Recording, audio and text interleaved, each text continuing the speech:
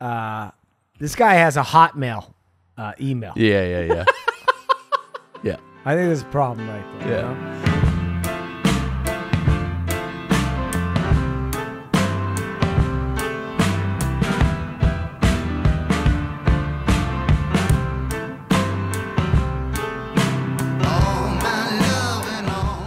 So, we got an election coming up. Oh, we're not talking politics still. We're not talking. I thought we were talking about Norm Macdonald. Oh, that's right. Well, we should talk about Norm. As you know, Norm Macdonald has passed away. He died. Rip. Pat?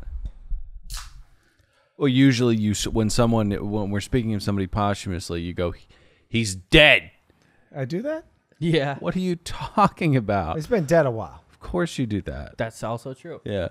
He's been dead a while, and they just released this very, very sad Nothing Special from Norm Macdonald. And we were bickering about it before the mics heated up. I thought it was a bad special because I didn't find it that funny. There were funny moments in it, but my love of Norm and the nostalgia for him, so soon after his passing did not ramp it up enough for me to suspend disbelief. Did you watch the whole thing? This was funny. I didn't watch the entire thing, but I watched a good chunk of the special, and then I watched the entirety of the round table about him, which actually, as I did that, I was Dylan, it was crazy. Let the audience know what the format is. So the format is Norm Macdonald and yikes. Now we completely forgot that I have to bleep that.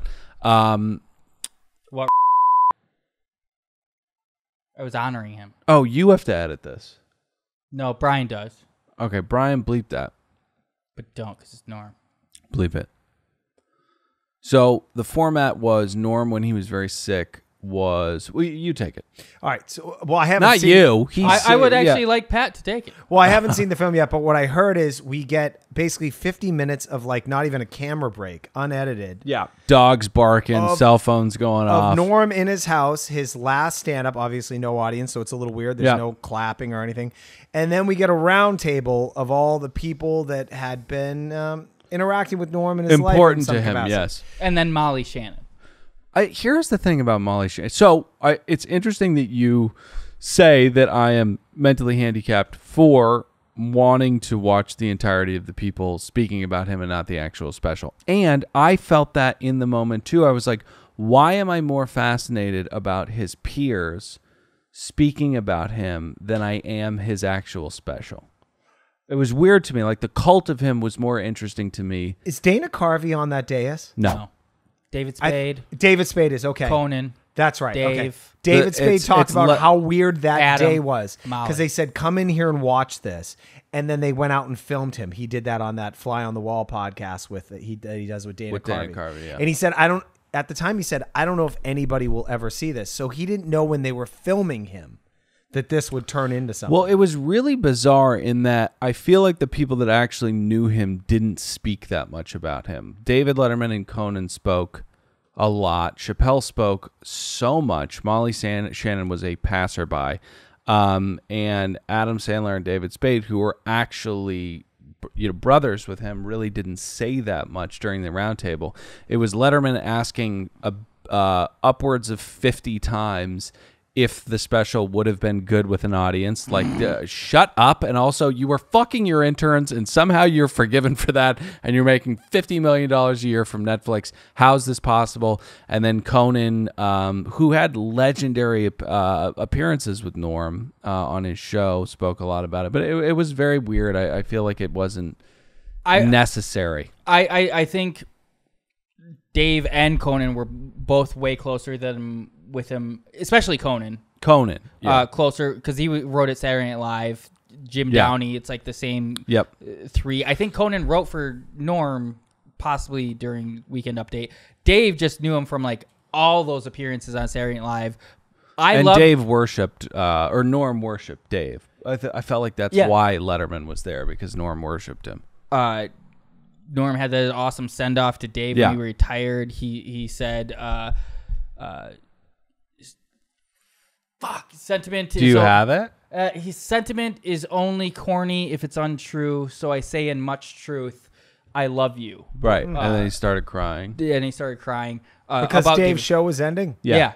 That seems stupid. I mean, hey, he loved him, man. Yeah, but he can still hang out with him on the weekends. He's just not going to show up in New York on Monday through Friday. I know, but he loved that he went to work. He loved his work. He'll work for Netflix and do a show, which Norm would do. That's stupid. Well, Norm did it a while, but then he got into a little bit of trouble because he... all right, then do we get to Jimmy Fallon? Some staffers were crying because Norm was booked on the show. No. Can we punch those people in the head? Well, not too hard, but maybe a good shake.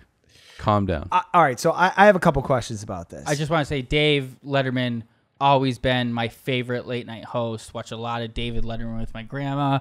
When he would come on, she'd be like, oh, I hate this fucking guy, but we wouldn't change the channel because it's 11 at night and there's nothing else on. Yeah. And we'd sit there and we watch it, and then one of her honeys would come out, and then she'd be in.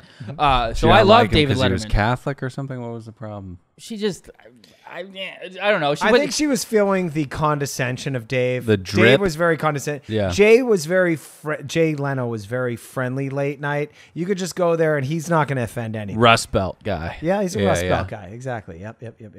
Hey, question, Dill. But I keep not being able to finish this point. You mentioned how he said 50 times to people, do you think this would have been good with an audience, with a strong implication that he did not think this would have been good with an audience. You seem to agree and think it was a bad special. No. I disagree and think it was very good. I listened to it on the road. I think a hard part about it and watching it as a special is that he's sitting at a desk talking to a webcam. Sure. It actually made me realize that when he's doing his stand-up, like, he almost has every single word written, even these... what am I doing here? Or where was I? Like, that's the other thing about Norm. Like, listening to it while in the car was hilarious. Literally had me in tears. I don't understand. I haven't talked to anybody about it, so I thought you guys were also going to be. Yeah. If you watch that back to back with the Hitler Why are you dog, freaking out about a subjective thing, a subjective opinion that someone has? It makes me sad that if this is the consensus, it will make me First off, sad. I haven't seen it. I don't think it's the consensus. Let me get to my question. Dylan, do you think it can grow on you? I mean, there's so much of Norm that's so funny. I don't know. I'll finish it. I'll probably rewatch it. I don't know. There are definitely funny things about it. I mean, he goes into this bit about how he's fans that know him know that he's very anti-cannibalism. Like incredible cannibalism. Just really, really good Norm bit about just being fervently against cannibalism, which is such a Norm thing.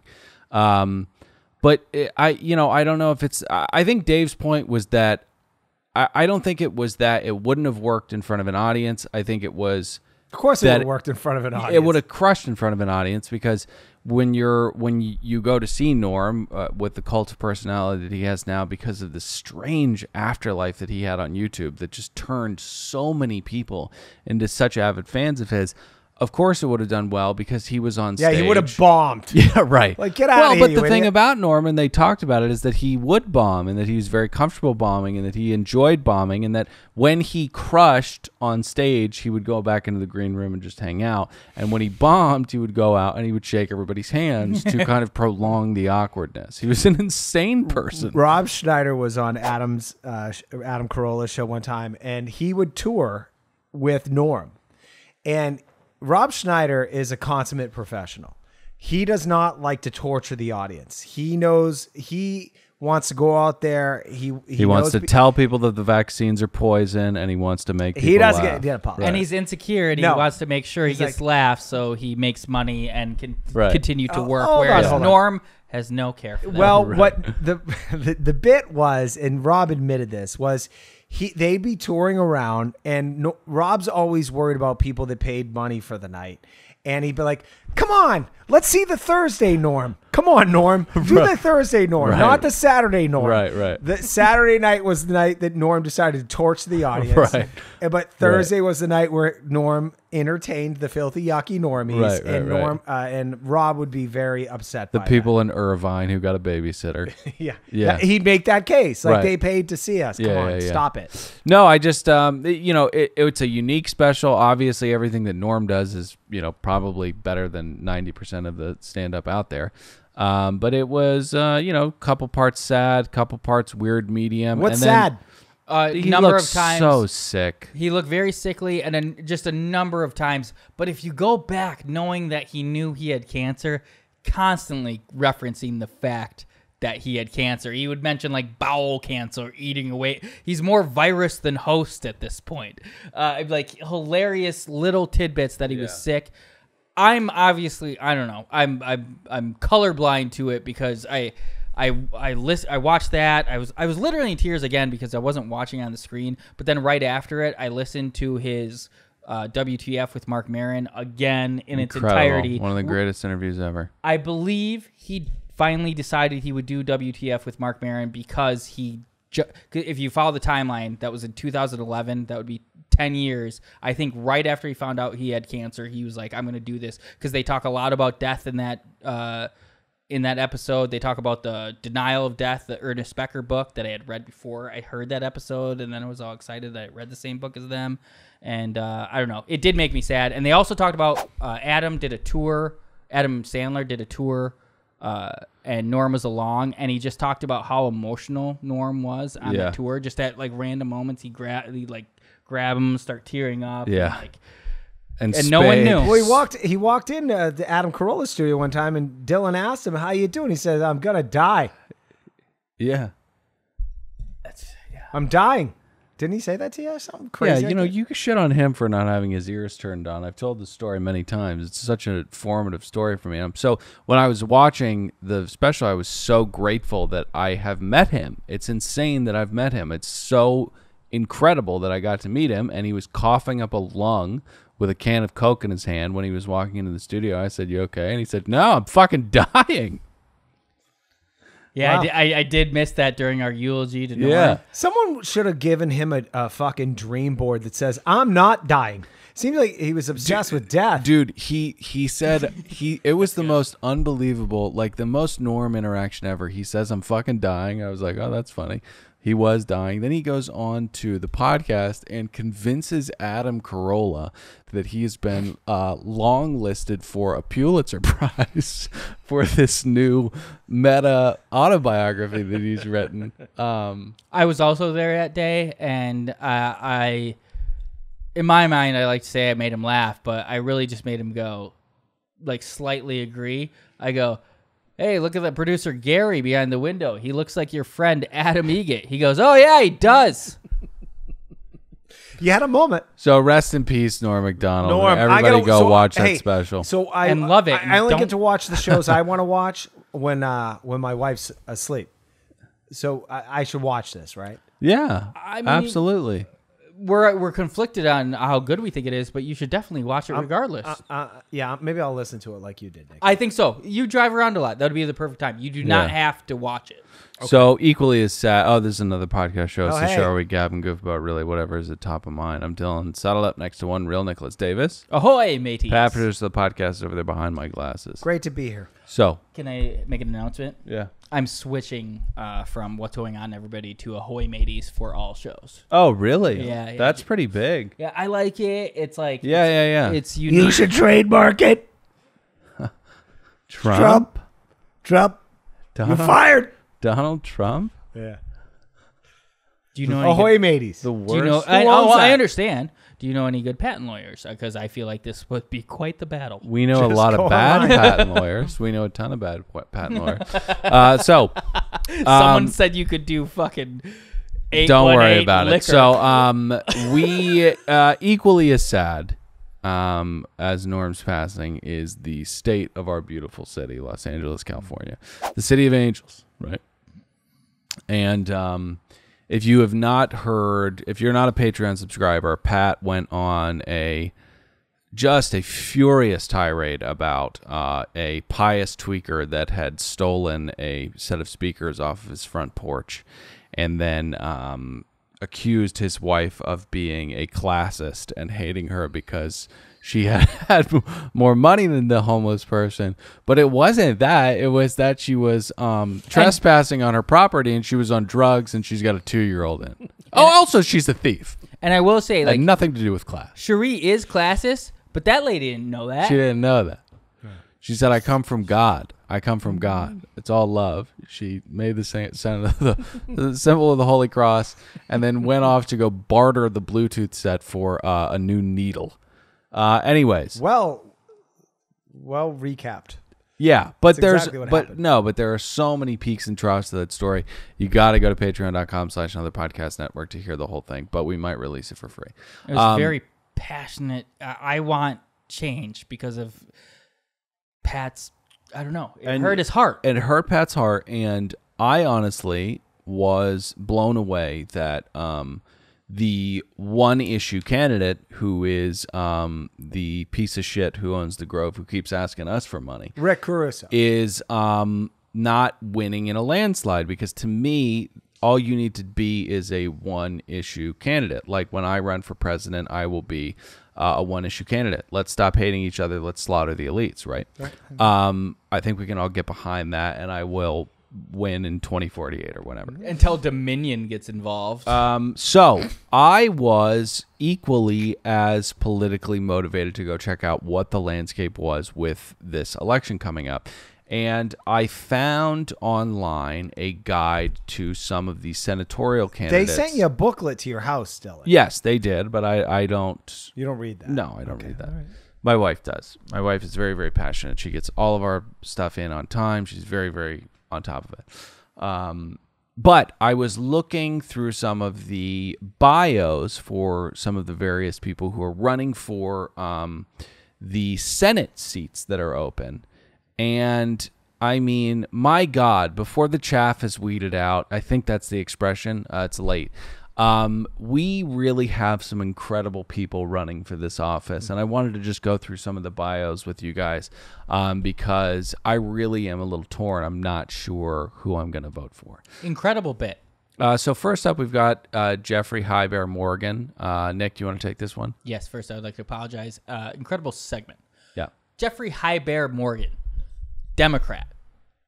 And this is, he writes it in the first person. I'm a native Californian born in Santa Cruz. Was just there this weekend or yesterday. And a Native American with conservative values. So Jeffrey Highbear, which he put in his middle name. This man, he's for those proud of his heritage, yeah. For those who are just listening, looks like John Hodgkins or whatever, the guy who was in the fucking Mac commercials next to Justin Long, the PC guy. He had glasses. He was fat. Yeah. This guy who says he's a Native American born in Santa Cruz looks like that fat white guy. Okay. I think that's important. I don't. He's selling himself as a Native American to get votes, and he looks like that guy. If you knew that guy, he's just well, a couple things. One, no one knows that guy. Everybody knows that guy who did the Mac commercials. Nick's pulling it up on his phone, but that's another subjective disagreement. I do not think that's important. Don't continue to read, please. So, Hodgman, John Hodgman. Everybody knows John Hodgman. No. No one knows John Hodgman. Oh yeah, now I see a picture of him, and I'm as firmly rooted as I've ever been. No one knows John Hodgman, and this was not important. If you saw him, also, he's not doing it to get votes. I mean, maybe, but he's also just proud of his heritage, and the correlation of him looking like this person that nobody knows. Being a kind of slight against him, an illumination of his political tactic. I mean, I'll say it. Are you? Hey, another read on. Just bleep that. All right, I am going to start this beginning. Read on. I want to keep all that in, but we're going to put it out a vote. Do you know who John Hodgman is? No. Yeah. If you saw him with a white background standing next to Justin Long, please, you'd be like, I know who that guy is. That's PC. With the bio. Jeffrey Highbear Morgan, Democrat. Well, no, we already read the first half. Let him get momentum. Yeah. I think everybody. Tabula rasa. Let's go. To do justice to Dylan's segment. Yes. I want to not put my input into it about how this guy is using his Native American heritage to get votes and looks exactly like John. I don't want to input that into a segment starting fresh. Right. Jeffrey Highbear Morgan. Because to do that would derail it and not let us get going into the segment. And it would be an insane tirade that no one fucking knows what we're talking about. It's going to be at least 56-44. Yes, I do know who John Hodgman is. I'm a native California. I might put parentheses the guy who stood next to Justin Long in this commercial. I'm a native Californian born in Santa Cruz. Whatever helps you sleep at night. Native American with conservative values. My career began as a software engineer in Silicon Valley in the 1990s, including roles as an entrepreneur and other high-tech leadership positions. Okay, normal. That's what I did. Bio. This is my credentials. Yep. Except that really conspicuous part about being a Native American. As a lieutenant governor, I will focus on growing our economy by addressing homelessness, crime, and providing incentives for small businesses, improving access and affordability to California universities. Why are they using semicolons? And protecting our environment. Okay, so he was... Those are improper uses of semicolons, Jeffrey. He was running for lieutenant governor, forgive me. So that was a pretty normal one. And then it starts to get into... He's a basic bitch. Yeah, it starts to get into the weeds a little bit. Can I apologize again? I really detracted from the normalcy of that. Yeah, I think so too. Then we've got this guy. Can't pronounce his name. Don't want to try to pronounce his name. Again, throwing his heritage right in our face. Gran Torino, shut up. Right, but the website is just a google.com/view his name. So he's mining data. He really doesn't understand how paper works. Because as you mentioned, there are no analog hyperlinks. But then it starts to get even wonkier. We've got Chuck Smith, who's speaking of Gran Torino. You didn't mention the other guy's name. Well, it's tough to pronounce. I think it's a microaggression to not even attempt it. Well, agree to disagree. You're going to offend somebody on a day that ends in Y. We've got Chuck Smith, Republican. America must be governed according to the Constitution, for the people and by the people. I'm an American. Okay. I'm a Marine, Vietnam veteran, retired law enforcement professional, and patriot. I'm also a Christian, and I believe God wants us to use me to help him make America righteous again, okay? So that's a fun one. And then it starts to get even wackier with somebody like Don G. Grundman. No qualified party preference. This guy is running for Senate. Nick, why don't you take this one? I want to say about the last guy. Can you go back to the last guy real quick? Okay. I'm sorry? So. Yeah. You something to say about Chuck? I was going to, at first, I was going to be like, that's wrong punctuation. But I think he's trying to make Mara happen. Yeah. Make America righteous again. Yep. Capitalize the M, but Mara's not going to happen, Chuck.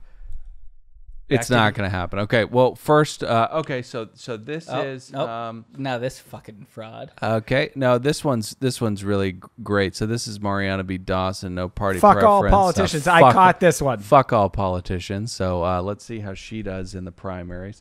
And then we've got Don J. Grundman, who I think I might be voting for. In my campaign... No photo, though. I guess No. He's off the grid. He's like Jesse Ventura. I moved down to Mexico. The atrocities committed by the American government cannot be understated. I don't own a phone. Let's be honest. What is really the barrier for Jesse to change his name to Don, not submit any other information, and get elected solely off the strength of this paragraph? I don't think he wants to run again. When you're living in Costa Rica off the grid, the world is your oyster. Jesse was living in Costa Rica. Don isn't. No. In my campaign for sanity, this is Don. In my campaign for sanity, my background and qualifications are proper use of a colon. The poisonous fake vaccines don't work. Stop infection or transmission. Nick might be voting for him too. I'm early on. All right. Over 1 million VAERS injuries. Oh yeah, VAERS, that site where you report vaccine injuries, which seems a little biased. Even I will say that. The VAERS site, yeah, I feel like if you're going there, all right, you might be a little. I'm going to pick this up just because I don't want you to read all of it. No, okay, I'm going to take this. So public are guinea pigs. Masks are useless / joke against virus. Vaxing children is a crime. COVID is a biological warfare against humanity. Vaccines kill you and your God-created immune system. Build it by natural methods. I am chairman of the Constitution Party of California and created contract with California. Ban mutilating and indoctrinating children. There are only 2 genders. The sky is not falling. 2020 elections stolen by deep state. Hey, here's this. Guys, I have an announcement. Hold on. This I'm running for office. This is an indicator. Yeah. This guy has a Hotmail email. Yeah. Yeah. I think there's a problem right there. Yeah. You know what? I just witnessed a pretty great opportunity here for this show. Telephone number. Right there. Call him. Don't think there's any way we can't not speak to this man. You want me to call? Yeah, please do. We're going to get voicemail. We got to call during business. Yeah, we got to call during business hours. Let's not lie to ourselves. Yeah, and Pat, we're way past the cutoff. It's actually disrespectful to call right now. You think so? Yeah, don't call right now. It's an hour and a half past the cutoff. But my basic radio podcasting, I love impromptu calls. Right. Definitely more of those. Of course. So anyways, everybody do the work and research the representatives that are going to be on the ballot, just to find out, like Nick does at and me and Pat at a fast food menu. Play a little jazz, okay? Mm-hmm. Sample the different ideologies and see who you like, because it's an important election. What are we going to move on to? Well, we've got the long-awaited story of your wife shitting on you from getting back from a day of drinking, being blacked out, and we've also got camping stuff with Nick. We have. Did you guys ever do this with Nick? Did you? And you spoiled a little bit of the Well, you got 2. Why don't we go to you? Okay. No, well, I have 1. And we can. But I want to say about your segment. Yeah. I'm sorry if you thought I was like, not, I don't think you're upset, but it felt like because. Or are you going to make this awkward? I don't think so. Okay. I just think there's a ton of fucking meat on that. Oh, so yeah. We could talk about that again. And oh, yeah. I felt like you rushed through it because I ate up a lot of the chunk. No, it's fine. I love that segment. One of the funniest parts about the segment was when you spout out that insane shit about that guy that everybody knows from that commercial. That motherfucker ain't I working love again. that part. He's not working a day in his life again because of those commercials. Right. And you're going to be like, what commercials? Mac versus PC. Justin Long and that guy. No, I'm aware of the commercials, and I'm aware that Justin Long was in them, but because the other guy's not famous, I'm not aware of... John Hodgkins. All right, so what did we do? Or not did we ever do? Oh, yeah. I thought... I was worried for a second. Oh, no, don't worry. I unplugged everything. Did you guys ever go camping? I'm sorry? Did you guys ever go camping? What's camping? That's... What is it? We talked about off mic. You went. No, I used to go often. My father used to do peyote in the desert and speak to Gila monsters. So we often went to Joshua Tree as a family to camp. We had our water frozen because of the cold temperatures in the middle of the night. And also we're at a campsite where a small little animal was massacred in the middle of the night by coyotes. The people came out to the RV, and shame on them. I mean, they left their little poodle chained to the back bumper, I think, for some insane reason. And then, it got like murked at night by a bird or coyotes or something like that. And That's a childhood memory. They left the campground. Yeah, I wouldn't call it a core memory. It might not even be a memory per se, but it was something that my father and my mother told me. Maybe they shielded me from the horrors of the pool of blood and empty leash. By our campsite. So I had a great time camping. In Joshua. So you went camping. And now my wife and I and friends, we camp in the forest. It's my favorite kind of camping. I don't appreciate the dry, inclement environment of the desert, though I do respect that it demands respect of those who enter into its arena. I have many more questions about your current camping experiences, but we're gonna play a little popcorn. Yes, Pat, did you ever go camping? Furthest I ever got to camping, Nikki, was sleeping in the backyard. In the tent with the next door neighbors, and then we gave up probably when it got really dark and scary. and then we all just ran back to our respective homes. Scary, huh? Yeah. This is exactly why I wanted to bring up this topic for the segment. Did you guys ever do this? Because of the dichotomies, the juxtapositions between your two experiences camping. Yeah. Me, a third person, I have a third unique experience camping. Right. I think all families really think of camping as a different way. What I would like to do one day is what you seem to do, is go out into the desert. But I also hate the dry, inclement weather. Yeah. What I want to do is go to next to some scenic lake in the forest. Right. Where you have mountain, you have pine trees, you have the lake, a little bit of hill, and then blue sky. Yeah. And then I want to sit there and ponder why you exist. Yeah, Thoreau. That's the whole Yeah, thing. I mean, the last time we went camping, and good luck finding a perfect camping spot like that. They cost exorbitant amounts of money, and they're booked up at 12:30 or 12 a.m. in 30 seconds when you go to the website. They're just campsites are just getting gobbled up. But for many years, we had a perfect campsite in I think it was the Sequoias. We got it every year, and it was right next to a river, a babbling brook, I should say. It wasn't, maybe a creek. I would love a babbling brook. Right in between babbling brook and river is probably a creek, and we would wash the cast iron in the river, and you would go on a hike, you'd get back, you'd start drinking, and you'd cook, and you'd smoke weed and play, some Uno games, and campfire, and some games like some by the marshmallows campfire, or yeah. something? And I remember my wife and our friend who they were in control of the food. They were like, "Don't worry, we're gonna take care of the shopping. We don't want you to do the shopping because you're gonna overbuy, you're gonna over order." We talked about it on Patreon. I over order; it's a sickness. But I said, you guys go ahead and get your fluffernutters, whatever fucking bullshit hot dog camp food you're going to get. I'm going to take ownership over one meal, and that's what I did. And I bought... You chased down a rabbit with your bare hands? No, I bought... It apart. You gave everybody Rouse. an ounce and a half of meat. I went to Gelson's, and I went to the monger, and I said, I need Branzino. And I got Branzino, and I also got asparagus, and... I can't remember what kind of mushroom. It's a beautiful mushroom. I love actual grilled, charred asparagus. Oh, well, made a port and red wine reduction, and really? yeah, and wow. it was truly like one of the most delicious meals that any of us had ever had. I don't know what overtook me, but I became Anthony Bourdain there. Yeah, something celestial. I'm really enjoying this. Thank you. That was shit meals. I'm really enjoying this. Sure you are. Yeah, it's like Guy Fieri. Oh, you're putting more sauce on that. Thank you for highlighting emphatically the thesis of this segment that we all have different camping experiences. That's a lot of jalapenos. I actually saw an episode of Guy Fieri say he told a lady at the burger joint, "No more sauce."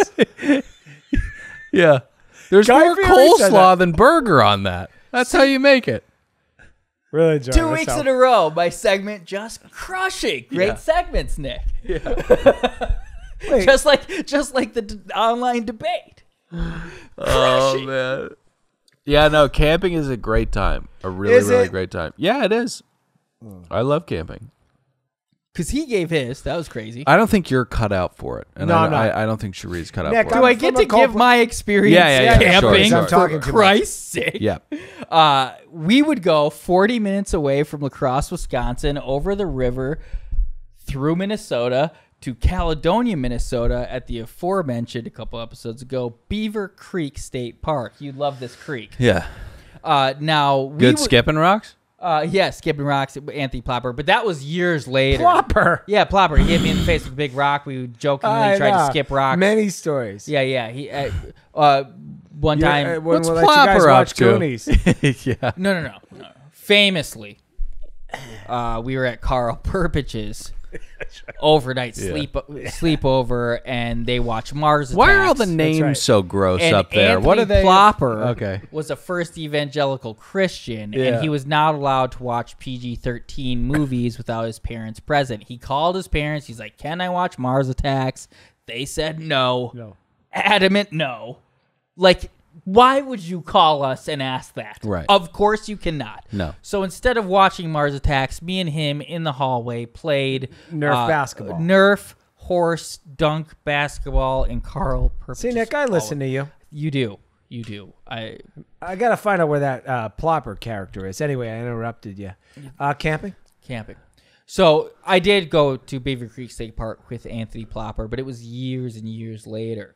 When we first went, we would take my great-grandpa's camper who died of bone cancer when I was about 8 years old. Yeah. And we'd go to, like...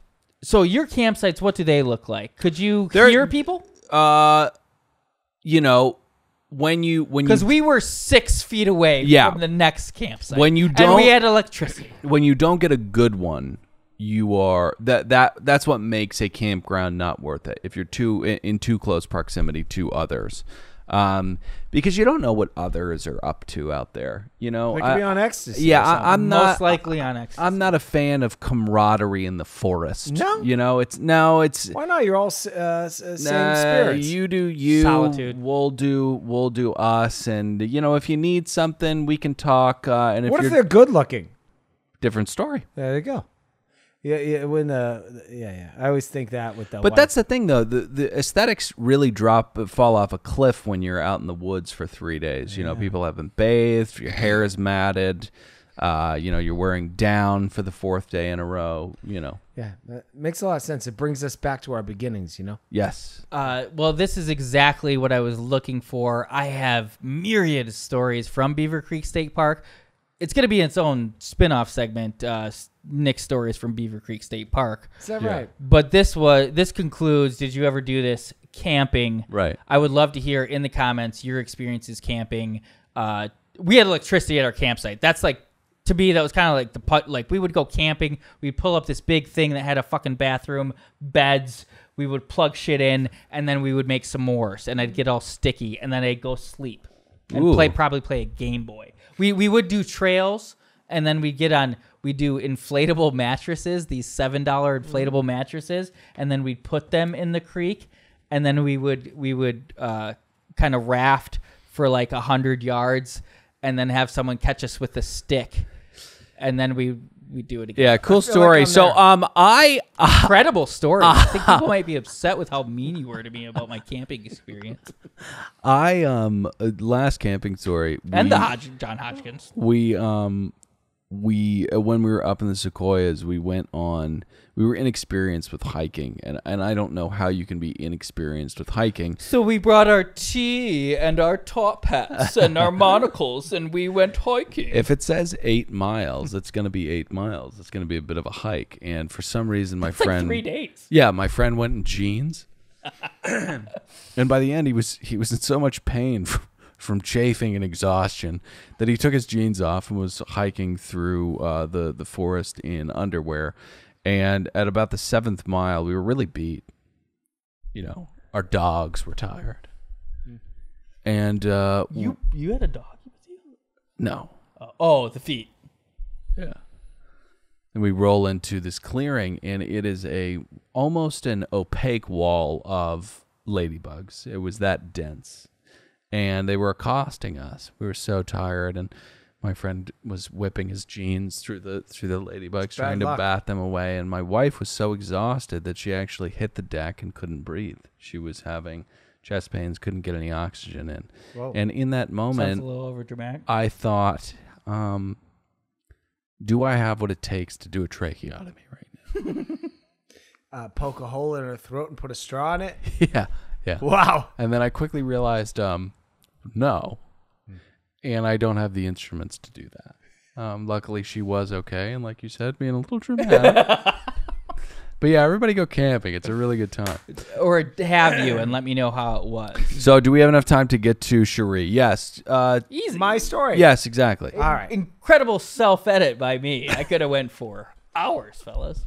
All right. I don't know if this story's going to live up to 3 weeks of hinting at it. No, we've been hinting at it off mic. There's been no build-up. All right. So I've been married for going on 6 years. Yeah. Been with Cherie for 10 years. Yeah. That means no new pussy.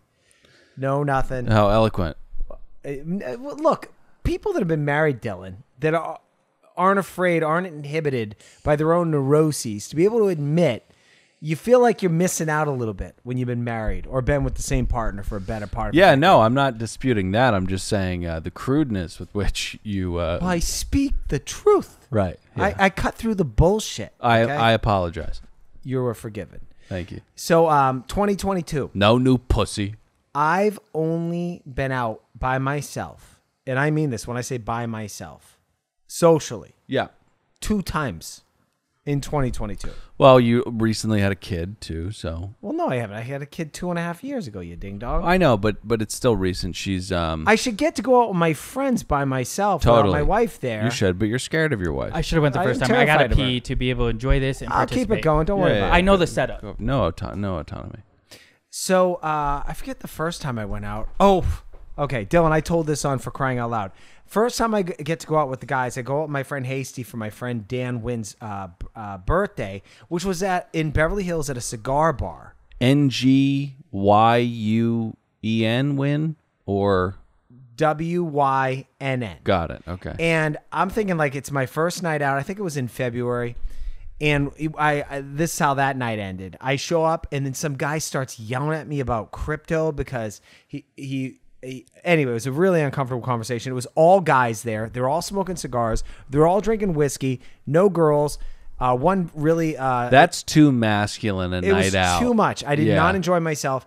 Cherie calls me at 12:30 and says, Winnie is dying. You got to come home. Oh, that's right. So that's my first night out in 2022. And so it wasn't a fun night. I came home about a half hour later. Now, Winnie was the reanimated animal that you had for a long time. Yes. And it had died maybe 3 or 4 years before she actually... Yeah. She was like a the night, whatever that thing where the dog She looked dies. like Jack Skellington's dog. Yes. Right. And so she passed away the next morning, but I was there for her. Yeah. But anyway, that night ruined. So my second day out was 2 weeks ago. Yeah. Cherie says the reason I figured this out was she has a friend from high school that had a baby shower down in Orange County. Sure. That's an hour and a half south of here. Right. So we got already... You used it as leverage. I used it as leverage to say, well, you're going down there to have a girls' day. Very smart. I'm going to go out with my guys. Right. And also just besides like on occasion possibly shitting my pants, I do have autonomy over my body, but just in this setting I want to be comfortable. But mind over matter is one of my biggest strengths. Let's speak about on occasion, the phrase on occasion. That was a punchline to I have very strong mind over matter. I could fly, I think, if I really and I find you to be weak at times, right? Because a stunning example of weakness is losing complete control over your bowels and actually having excrement in your underwear, which you did last week. Nick, lay off the sodium. I'm helping you out, dude.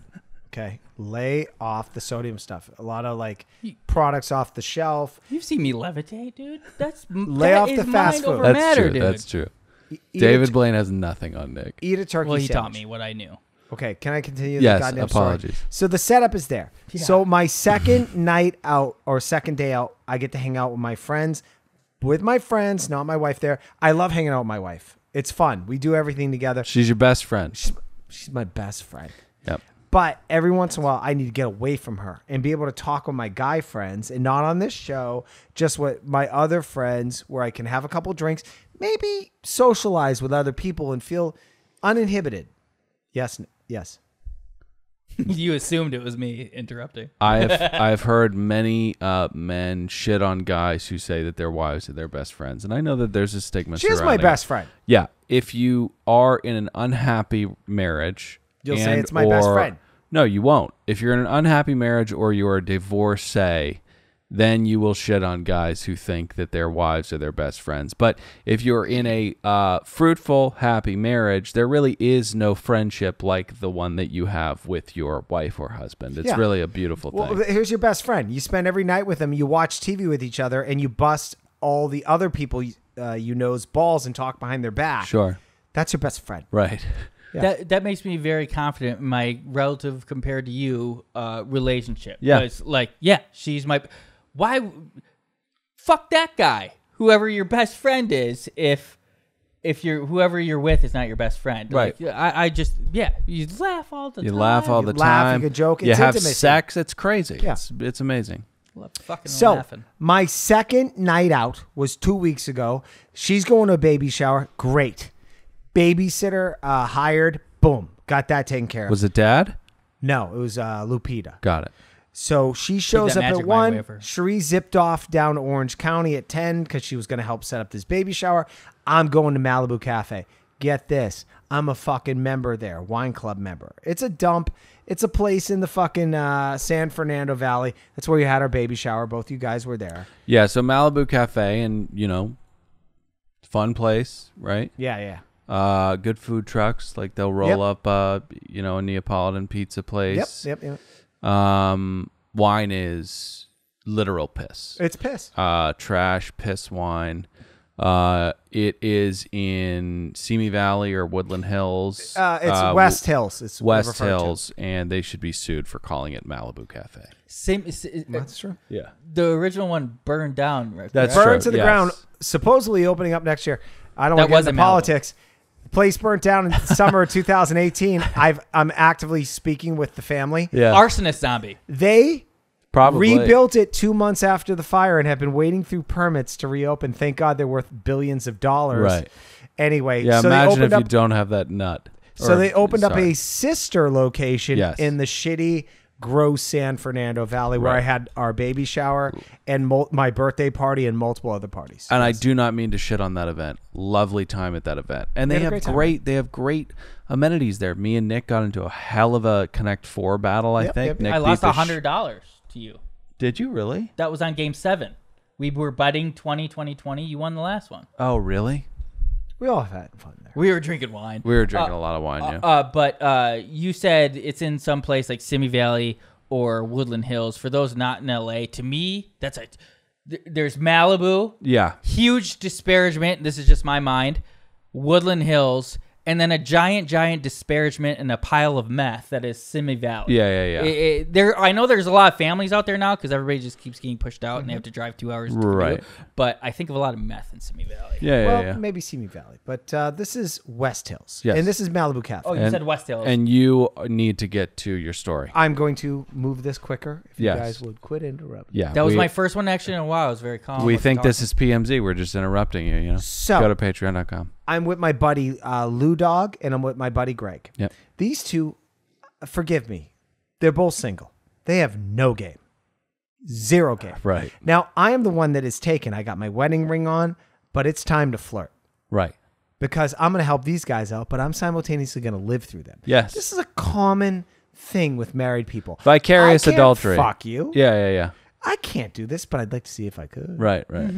So girls all day long are sitting next to us, and Lewis and Greg, they got nothing to say. I think they actually hate women, or they don't want to have sex with them, or maybe it's men. We're digressing into a horrible version of ourselves as men. Yeah. I will say both these people are 40-ish, correct? Yep. And Greg's 35 and Lewis is 45. and they've had sex with a lot of women and maybe starting to get really sad and depressed and starting to try to find the one, which may be why they were a little bit more limited in who they wanted to talk to. But that's just my thought about those two. Because those two have gotten laid. I don't think they have a one. I think they're what do you call it when you're Put Bottom out to feeders? pasture. what? All right, let me get to this. So there's a group of girls next to us, and one of them starts talking to us. I said, "Come on over, join us. These two guys are single."